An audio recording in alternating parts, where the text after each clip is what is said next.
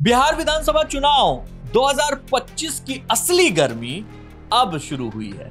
Exit poll के आंकड़े और जमीनी वोटिंग जो ट्रेंड्स हैं वो बता रहे हैं कि जो दो गठबंधन हैं, एनडीए और महागठबंधन, इन दोनों में से किसकी तरफ ऊंट बैठेगा ये अब धीरे धीरे कोशिश की जा रही है बताने की।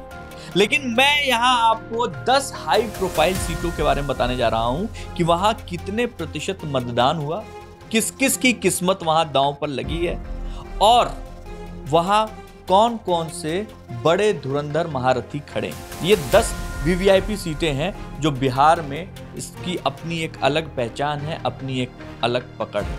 उससे पहले आपको ये भी बता दूं कि बिहार में सबसे ज्यादा रिकॉर्ड तोड़ मतदान जो हुआ है वो अररिया में हुआ है, 76.26 76.26%। और सबसे कम जो हुआ है वो नवादा में एक हिसुआ सीट है, वहां पर 57.11%। तो ये वो आंकड़े हैं जो 10 वो उन सीटों के बारे में बताने जा रहा हूं जो बिहार में बहुत मायने रखते हैं। पहली सीट राघोपुर की है।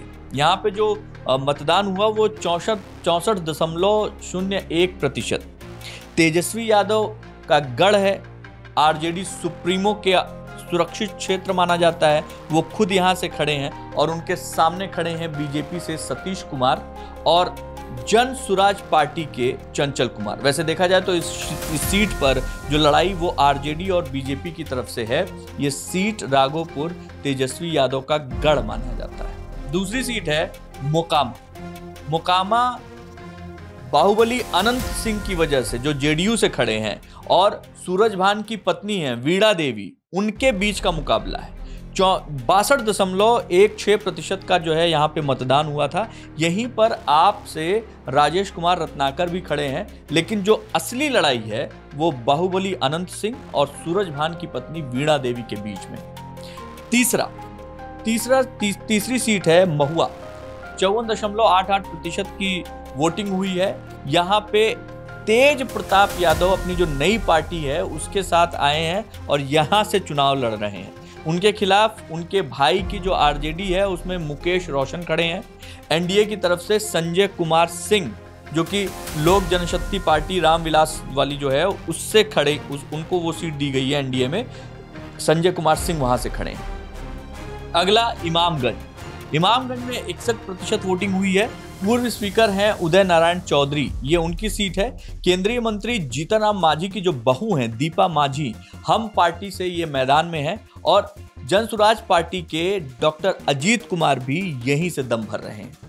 काराकाट सीट की बात करें, 60% वोटिंग हुई है। आरजेडी सीपीआई एमएल को इन्होंने जो है अपनी सीट दी है अरुण सिंह को, और वहीं एनडीए की तरफ से महाबली सिंह हैं, उन्होंने इस सीट को हासिल किया है। तो जो लड़ाई है वो अरुण सिंह और महाबली सिंह के बीच की है, लेकिन यहीं से काराकाट से पवन सिंह की जो पत्नी है वो निर्दलीय मैदान में उतरी हुई हैं। तो ये सीट को देखना दिलचस्प होगा। अगली सीट सिवान, 57.41% की वोटिंग, और जो पूर्व बाहुबली शहाबुद्दीन है उसका इलाका ये है। बीजेपी से यहां मंगल पांडे खड़े हैं, जनसुराज पार्टी से इंतखाब अहमद और एआईएमआईएम भी है जिसमें मोहम्मद कैफी शमशेर खड़े हैं। आरजेडी की बात करें तो वहां से अवध बिहारी चौधरी अपना दम भर रहे हैं। बहुत ही दिलचस्प सीट होने वाली है, बहुत ही दिलचस्प लड़ाई होने वाली है। यहाँ से सहरसा में 62.65%, दो दिग्गज नेता सीधी भिड़ंत, बीजेपी से आलोक रंजन, जेएसपी जनसुराज पार्टी के किशोर कुमार और यहाँ पे बीजेपी से अजब लाल मेहता, ये तीनों लोग यहाँ से उपस्थित यहाँ से खड़े हैं।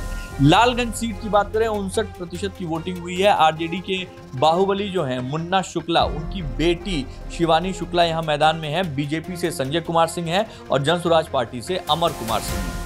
मधेपुरा सीट पे 65.74% की वोटिंग हुई है। जेडीयू और आरजेडी की सीधी लड़ाई है, बड़े चेहरे आमने सामने हैं। बसपा के ललन कुमार हैं, उनको जो है टिकट मिला है। वहीं जेडीयू की कविता कुमारी हैं और जनसुराज पार्टी के शशि कुमार हैं और आरजेडी के चंद्रशेखर हैं। लड़ाई बहुत दिलचस्प होने वाली है। गोपालगंज 54% वोटिंग हुई है। राजपूत बनाम यादव वाला समीकरण है, यहाँ पे हाई प्रोफाइल कैंडिडेट्स खड़े हुए हैं। बीजेपी के सुभाष सिंह के सामने बीएसपी की इंदिरा यादव हैं, वो दम भर रही हैं। कुल मिलाकर ये ऐसी सीटें हैं, ये टॉप 10 वीवीआईपी सीटें जिस पर हर किसी की नजर बनी रहेगी। देखना यह है कि कौन किस सीट पर बाजी मारता है।